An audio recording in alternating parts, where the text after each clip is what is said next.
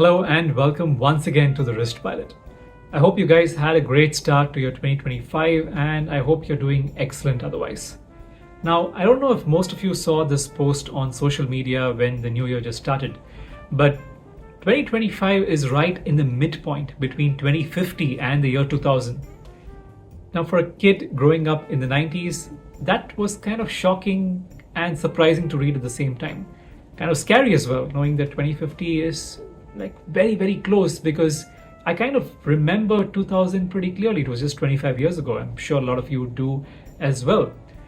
And while no one can predict what is going to happen in the next 25 years, I think it's reasonable to think, or rather to talk about what is going to happen in the very near future, at least as far as India and watches are concerned. Now, you see, putting India and watches in the same sentence kind of doesn't do justice, because India is not the first country you think about when you say the word watches. It's most likely Switzerland or Japan, and outside of China, Switzerland and Japan have probably made the largest impact on the watch industry, no matter what statistic you take. This video is not about, claiming India is going to dethrone these countries or India is going to outbeat these countries. No, none of that. But rather, it is taking a look at what India is doing, or rather what the Indian brands are doing in the foreseeable future and what they have done in the recent past. You see, and please tell me if I'm the only person feeling this way, India has kind of disappointed watch enthusiasts like you and I as far as the recent history is concerned. I was born in the early 90s, and from then to just shortly before COVID hit, if I had to think about getting myself a nice watch, I probably had to think about maybe taking a trip to consumer-friendly destinations like Singapore, Thailand, or Malaysia, where access to high-end watches or even watches of great quality was way more than what India was offering. I mean, I remember back in 2010 when my mom gifted me the Swatch YAS 100G, which you're seeing right now. It took a lot of time and a lot of effort to go through multiple stores to just find a Swatch watch. And to understand why, let's rewind a good 15 or 20 years.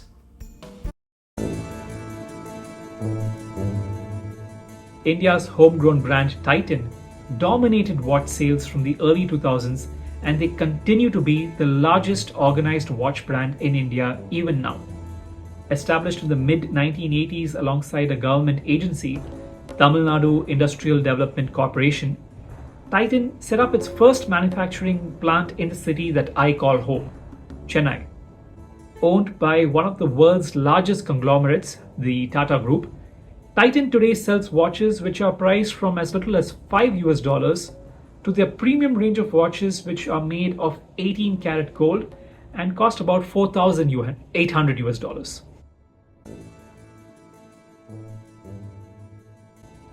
Titan was launched in India at a time where the only other domestic watchmaker was HMT, and problems had already started in HMT by then. HMT, or Hindustan Machine Tools, was a government-owned enterprise which made a lot of stuff like tractors, printing machinery, and watches, with watches being the most sought after in the 70s and 80s. Just the same way Volkswagen represents the people's car in German, HMT's most popular watch, the Janta, which in Hindi means the public or the people.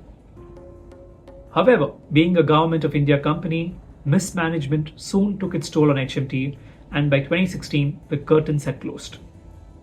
So you can see, as a teenager growing up in those days, if I wanted to get a watch, getting something like a Swatch, which today is dime a dozen, back then it proved to be very difficult.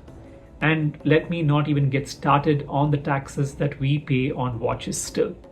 I did some research. While I don't have an exact number for you, depending on how much the watch costs, by the time you import it and you pay a customs duty, it can cost upwards of 42% or 65% extra compared to what the watch costs in other countries. But it was not always like this, and history had kind of a different version of watches in India. Let me take you down that road very quickly. Around 1954, after the Second World War, Luba was able to count on a stable position in India thanks to their own office in Bombay. We will come to this brand later, the story doesn't end here, however. Longines, an integral part of the Swatch Group today, claims that their first shipment of watches came to India in 1878. Zenith, which most of you all know as a popular watch brand today, started selling watches in India as early as 1901. Then there is the famous legacy of the Jaeger-LeCoultre Reverso that was created for the British polo players in India way back in 1931.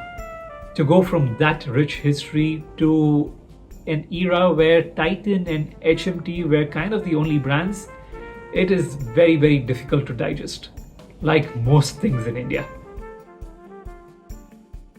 But now finally, in the post-COVID world, the good old wristwatch is once again finding its mojo in India. To explain my point, let me take you through the conference call details of Ethos, which in India is one of the largest dealers of luxury and high-end watches. For the financial quarter between July to September 2024, Ethos say that their average selling price of a watch increased from 1.87 lakhs to 2.16 lakhs, which in USD is roughly from 2,180 to 2,520 US dollars. And this was during a rather lean period in India because it is the second half of the year where Indians truly splurge as there are multiple auspicious occasions. There are festivals like Diwali, which is popular for gifting, and the Indian wedding season also takes place during this time. And indeed, Ethos say that October 2024 was a record month for them with a year-on-year growth of 47%.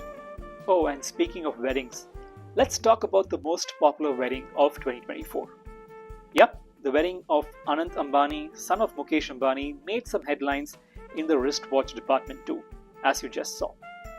I personally love how many articles say their wedding was worth more than the GDP of a small nation, and the watches played a part as well.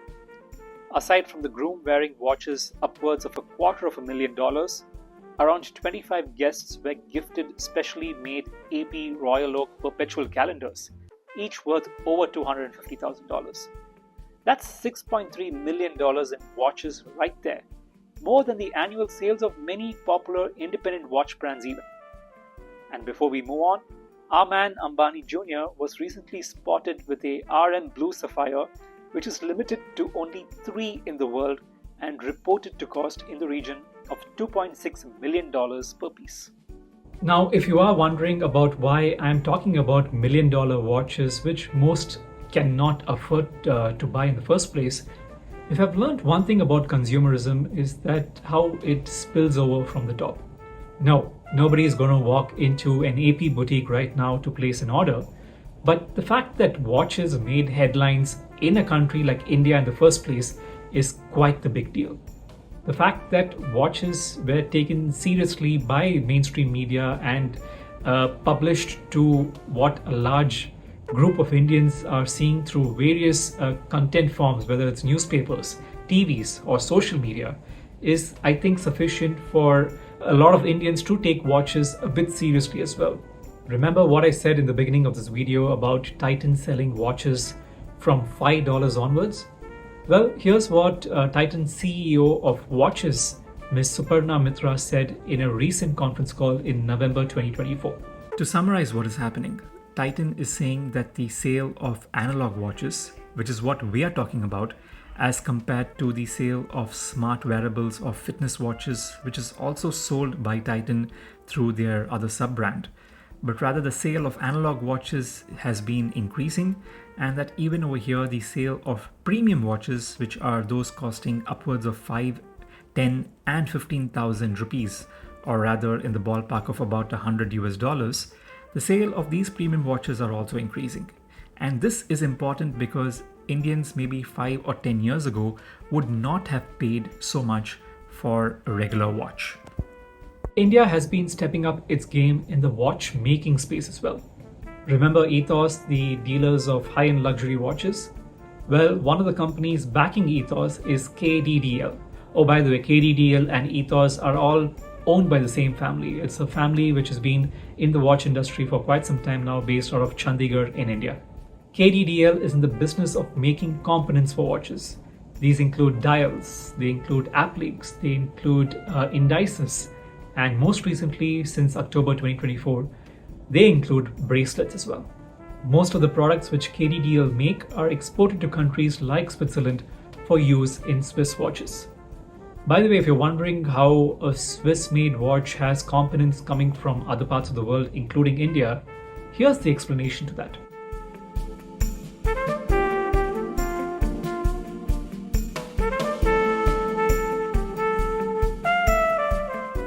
And the bracelet does not form part of the watch. So 100% of the bracelet can be made in a country like, say, India at a lower cost in a Swiss-made watch.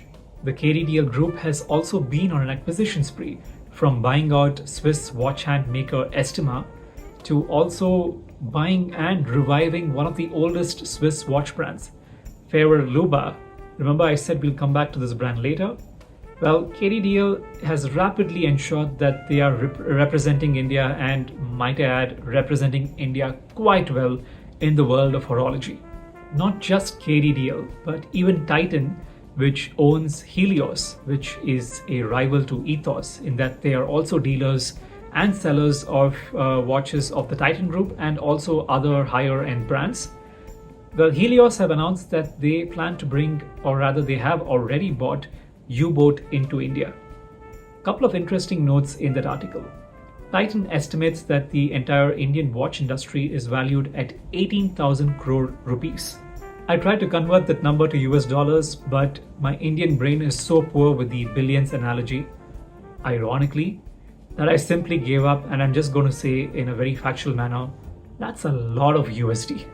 Italo Fontana, the founder and CEO of U-boat, commented in that article that India could very well be one of their top 3 markets in the next few years, right after the United States and West Asia.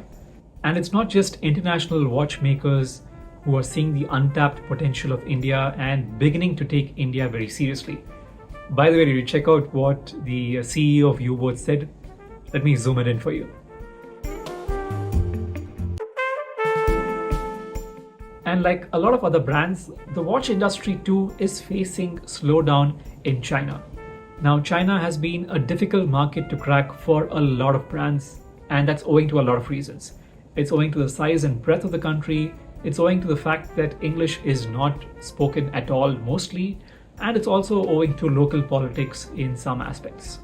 In comparison to China, doing business in India has a few strengths.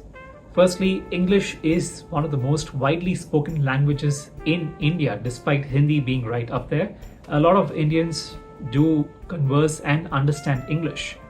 Then there is the rise of the affluent and the middle class population, which is what most of the brands aim to cater for. While it's definitely not the most easiest to do business in India, it seems to be getting easier though. You see, after 16 years of negotiations, in 2024, India and Switzerland signed a trade and economic partnership agreement, which is currently under ratification in both countries and is expected to result in a free trade agreement from 2025 onwards. Once this happens, a large chunk of Swiss-made goods, including watches, are expected to get a tariff cut, which would result in them being cheaper in India, which could further increase their demand. It's not just Swiss watches which are finding favor in India. Homegrown micro brands such as the like of DWC are also finding renewed interest in their watches. New Delhi-based microbrand DWC has been in business only since 2020. I am a customer of DWC myself. By the way, having bought the Havelock a couple of months ago, I'm going to put that unboxing video somewhere in this video if you want to take a look at that. Aside from making great quality watches, DWC told me that in 2024, they saw a 600% increase in sales of their watches on a year-on-year period. And I'm not surprised. The brand makes a couple thousand units of each watch variant, and usually they're all sold out within a few weeks of going on sale. Even used watches are seeing surging demand in the country. Ethos, which runs a certified pre-owned business, say that they've witnessed a year-on-year growth of 25% in their used watches business in 2024. And if social media is to be used as a yardstick to measure the interest in watches, look no further than Pramukh Jadhav's channel on Instagram, A Slap on the Wrist. I've been following Pramukh for quite some time now, and dare I say, I'm quite envious in the frequency with which Pramukh posts content on Instagram. Sometimes it's almost on a daily basis, if not once in 2 or 3 days. If anything, I have observed following Pramukh on Instagram, it's that the interest for watches in India has only recently started and it is only increasing day by day. By the way, make sure to follow Pramukh on Instagram for some great content on watches. His channel is A Slap on the Wrist. Nice play on words. So there you have it. Whether you're a micro brand, a large established brand, a watch component maker, a strap maker, or just a watch enthusiast like me, I think it's India's time to finally shine. See what I did there? Since that rhymes and it sounds kind of cool, I'm going to end this video on that note. Thank you so much for watching, and please do let me know how you found this video in the comments below. The feedback will help me in making more such content, or whether maybe I should shut my mouth and just go about talking about unboxing videos. Please do let me know. Thank you so much for watching. Have a great year ahead.